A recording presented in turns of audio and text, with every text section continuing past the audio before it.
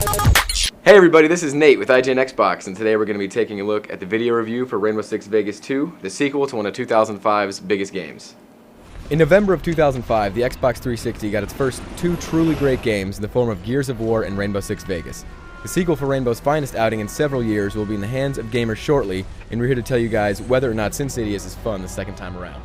The biggest thing that veterans of the series will notice is the new perpetual character system of Vegas 2. Now every experience point that you earn, whether it be in single-player, multiplayer, co-op, or terrorist hunt, carries over to different modes. There's also a new challenge system called ACES, which stands for Advanced Combat Enhancement and Specialization, which splits different types of kills into three categories. You can earn points in close-quarter battles, assault, and marksmanship.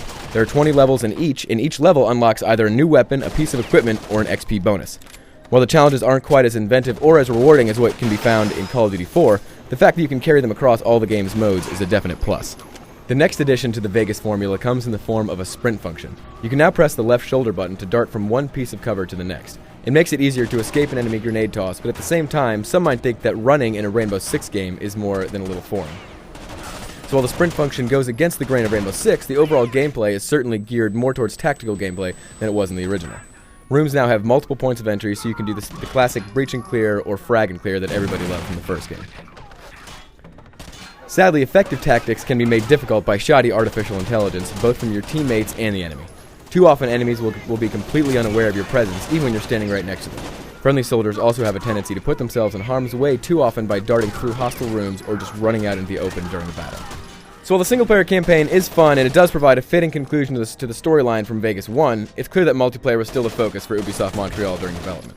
There are 12 maps in all, with several being ripped from Rainbow Six Black Arrow on the PC and retooled for Vegas 2. Old favorites such as Presidio and Import-Export return and are just as fun as most remember.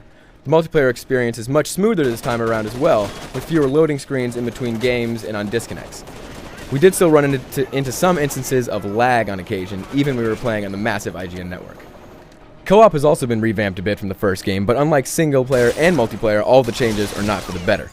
While Vegas 2's co-op does feature checkpoints, mission briefings, and cutscenes unlike the first game, it still feels like an underdeveloped mode. The second player is confined to what feels like a role as a spectator and can't activate mission objectives or order your team around, which is a lot of the fun in Vegas. Also, the first game had 4-player co-op, and this game has 2. While you can still pit 4 players in a game of terrorist hunt, running the entire story with 3 friends would have been preferable. Visually, you'll notice that not much has changed from Vegas 1 to Vegas 2. The city of Las Vegas is still home to plenty of bright lights and fancy architecture, but you'll be spending less time there than you did in the first game. Instead, you'll be snooping around other, slightly less interesting parts of Nevada.